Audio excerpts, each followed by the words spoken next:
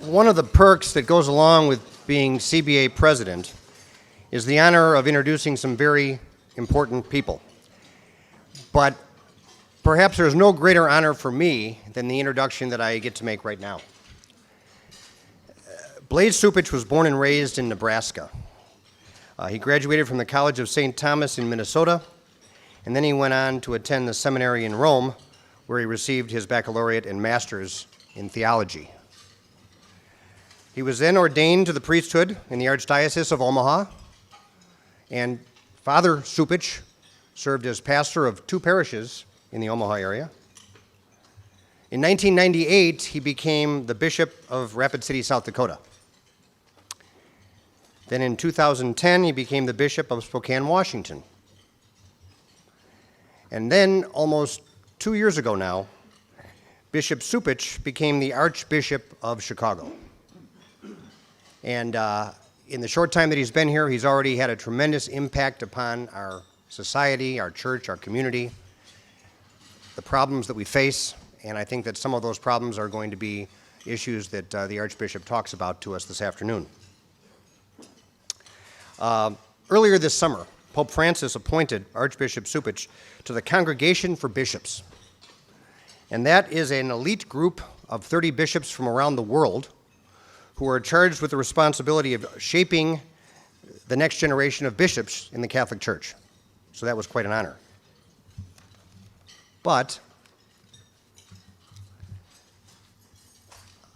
in my 50 years of living as a Catholic here in the Chicago area, we've had a few archbishops, and traditionally the Pope appoints an archbishop, and then a short time later, that archbishop is elevated to the rank of cardinal. It was several weeks ago that with Mary Dempsey's help, we were able to convince Archbishop Cupich to come and speak with us here at our luncheon. And then 2 weeks ago, long after our invitations to this luncheon had gone out and all the marketing had taken place and people knew that the Archbishop was coming here, the word came down from Rome that Archbishop Cupich was now Cardinal Designate Cupich, and he was going to be elevated in November.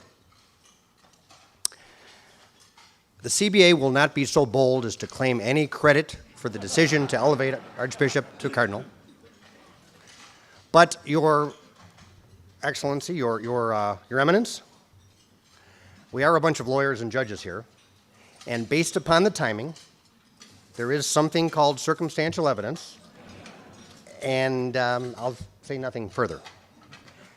And I'll say nothing further because none of you want to hear me talk anymore. Let me introduce to you the person that you all came here to meet and to hear, the Most Reverend Blase Cupich, Archbishop of the Archdiocese of Chicago.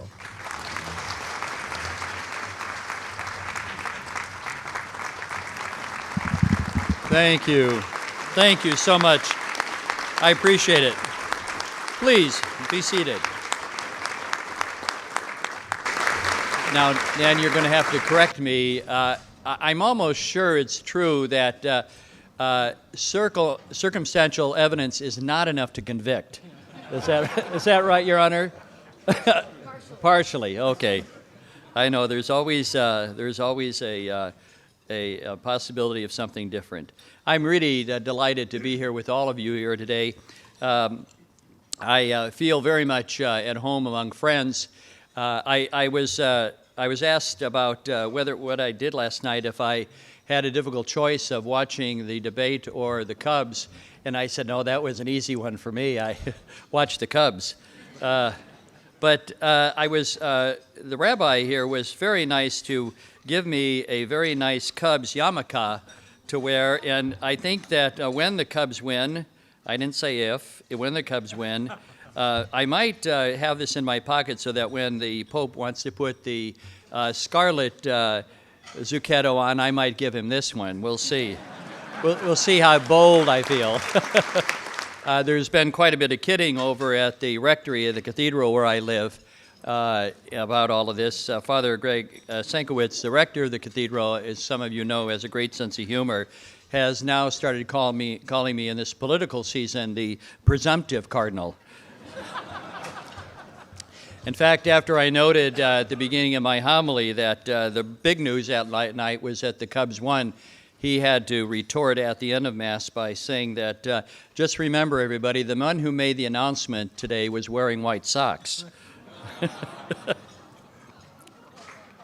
Yes, that's for all of I'm very ecumenical in my baseball affiliations here. Today, Dan, I want to thank you for inviting me on behalf of the Chicago Association, Bar Association, and Mary for your intervention in making this possible. You asked me today to speak to you about teen and youth violence, but also the proliferation of drugs and gang violence in our city.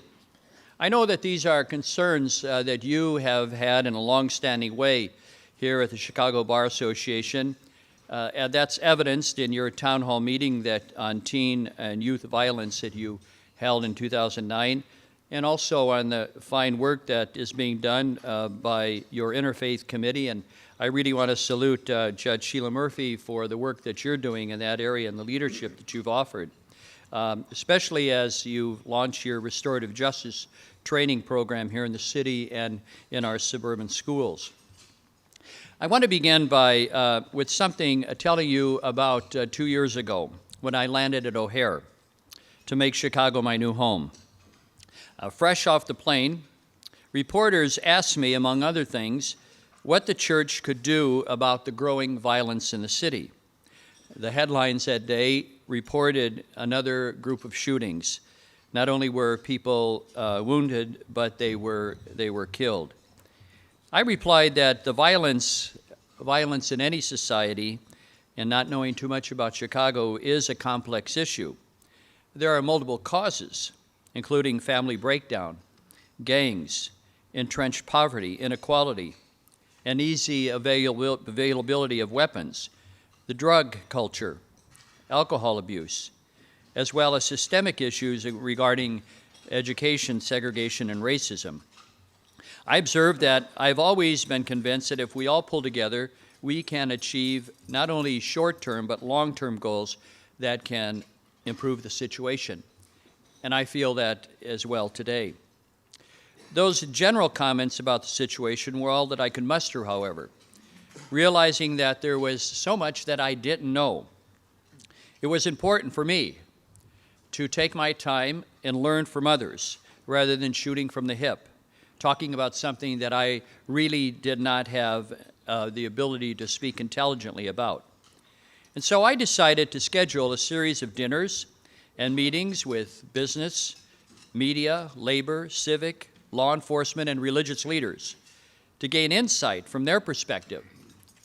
It was in these discussions that I learned about the many fine programs that are already happening here in Chicago and the way that people are so very dedicated. The mentor programs, for instance, that so many are fostering, and the genuine desire to cross party lines and the usual social divisions that define us in order to join in efforts to improve the safety and well-being in our city.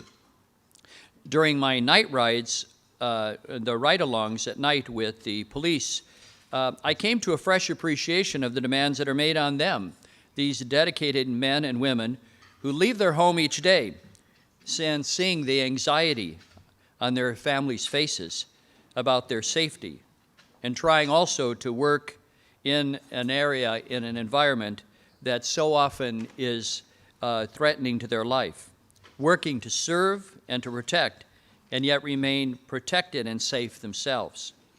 These ride-alongs also impress upon me how segregated our neighborhoods are, to the point that so many young people today feel trapped in a hopeless system of no or little opportunity for the future. All of these encounters have given me a sense of pride about what is being done by all of the faith communities, by the people who want the city to be better, who sacrifice each and every day, but also pride in my own faith community, the Catholic Church, as I heard from people of other faiths and none about how our programs benefit them and so many others each and every day. That prompted me then to take another look at what, in fact, we're doing in our church. Last June, I convened a group of people, a summit comprised of leaders from within the Archdiocese and local Catholic universities, hospitals, social services, and other entities, asking them to give me an inventory about what we're doing regarding violence. I also asked them to provide me in due time with some recommendations. My hope was that in better coordinating all that we are doing in the Catholic Church, we would be in a better position to collaborate with others so that we would be able to leverage what we're doing in a more effective way. The inventory of how we are responding to and preventing violence was very instructive to me. I learned of the massive footprint, for instance, of the work of our Chicago's Catholic Charities. I'm so glad that Monsignor Bolin, who is the head of Catholic Charities, is with us here today. It is the largest provider of social services in Illinois, and it's also the largest Catholic Charities in the world. Every 30 seconds, somebody counts on Catholic Charities for help as it responds with programs for family support, child education and child care, food and shelter, mental health counseling. Additionally, I came to realize the great impact that our school systems make. As I have said before in talking to the mayor, the greatest anti-poverty program and anti-violence program that I see taking place is in our schools, where we educate 75,000 children here in Chicago and 150,000 children within the state of Illinois. Many of those who come to us are not Catholic, but that doesn't stop us. We want to be able to provide them with an education, but we also know that our presence in very troubled areas is a means of establishing stability in these neighborhoods. Those who come to our school are prepared not just for college, but for life, motivating them to take responsibility for their lives, giving them the knowledge and opportunity, the values that they'll need to succeed. I'm so very impressed by what teachers, administrators do in our schools each and every day, in that way combating violence. So much also is going on in our parishes. St. Sabina's Peacemakers in Chicago's Auburn-Gresham area work to assess the hot spots in neighborhoods and identify resources for youth and young adults who are ready to walk away from volatile environments that could lead to violence.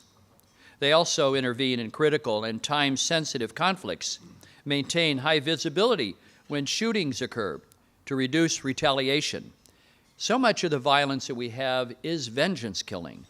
It is retaliation. We need to break that cycle of violence. This group also offers outreach that includes individual counseling teams to build relationships with each other and to promote conflict resolution. Likewise, St. Agatha in North Lawndale will soon have its first restorative justice court in the country. The court will work with low-level offenders, ages 18 to 24, offering an alternative to incarceration, giving them and their families the needed resources to maximize their possibility of success and minimize recidivism in criminal activity. We have a task force also on domestic violence that is long-standing here in the Archdiocese. That's designed to help not just individuals, but to organize and motivate parishes so that parishioners understand how violence in the home is an integral part of the chain of violence in our society that has to be broken. People sowing violence in our streets are too frequently themselves children of homes where domestic violence was and has been a daily occurrence. These people learn that power and control are the way to advance in this world, even in relationships. My visits to the prisons and youth detention centers bear this out as I hear stories of how many of those who are incarcerated, especially young men, have known only violence in growing up, known only violence as a way to solve problems. That kind of toxic environment has poisoned them, has made them less empathetic to the needs of others, leaves them cold to the point where they can blast away with their high-powered weapons and feel no concern for those who are killed, calling those who are collateral damage people who should not have been there. even though they were so very innocent in all of this.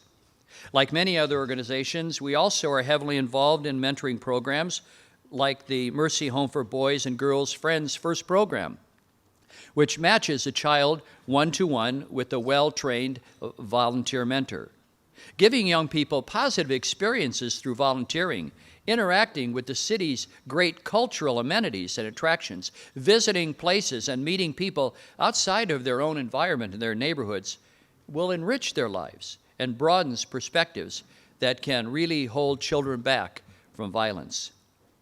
My point in giving this litany is not to blow our own horn in the Catholic Church about all that we're doing. I see all of these measures, however, as a sign of hope as we try to combat violence. We value the common good. We are fully invested in it, ready to partner with others. That's the message that I want to leave with you here today. We do all of these things because we have the same aspirations for a safe and productive society as all the people here in this room. In a word, we do all these things because it is part of our mission.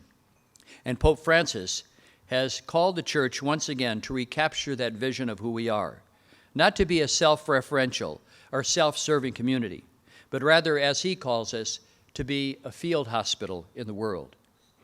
In response to the input that I received from the summit and the inventory that they prepared, I now have established the Archdiocesan Anti-Violence Task Force, which is designed to better coordinate what we're doing in our Catholic community, but also stage us in a better way to collaborate with all of you, with so many others. And we've identified a list of priorities that we believe need attention and advocacy. These include greater investments in effective mental and behavioral health programs to alleviate the already existing trauma of violence, investment in robust mental health assessment and counseling service for children, youth, and adults with trauma and post-traumatic stress syndrome. I believe that many of the young people today who are charged with violent crimes have lived in those environments that have left them damaged, in fact, suffering from post-traumatic stress syndrome. We need to do things that are preventative to help them so that they do not fall into the cycle of violence. Growing and coordinating summer and after-school programs for youth is also a priority. This is to engage and have young people invest in themselves and their communities, ultimately helping to keep youth out of gangs and violent circumstances and the criminal justice system. We also want to put emphasis on early education programs. While proven effective, they are severely limited in number, and more long-term strategy is needed here in our society. We know that when young people are given a chance at an early age to learn habits of good behavior, the chances of them succeeding in life escalate exponentially.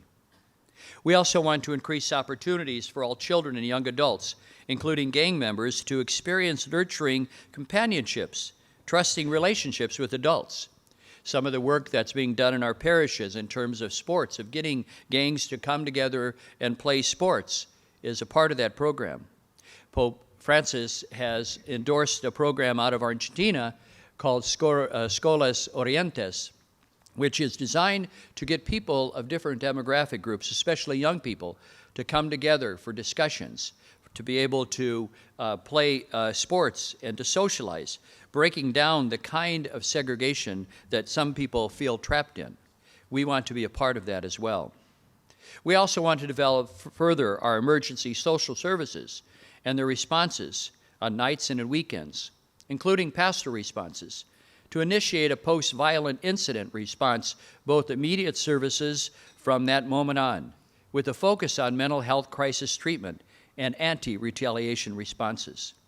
We also want to investigate and support emerging restorative justice programs like the one that you're involved in, so that perhaps at neighborhood level, we will be able to provide resource hubs so that they can have the pattern of violence broken on a more local level. We also feel it's important to invest in programs for vocational training, apprenticeships, training for seeking and maintaining employment in order to break the intergenerational problem of poverty.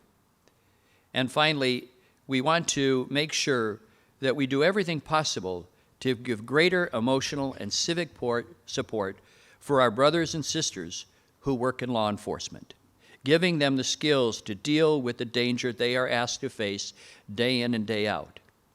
I know myself, and you do in your own professional life, there has to be ongoing training. I required of my priest. Challenges morph and change for each one of us. That is true as well for those who work in law enforcement.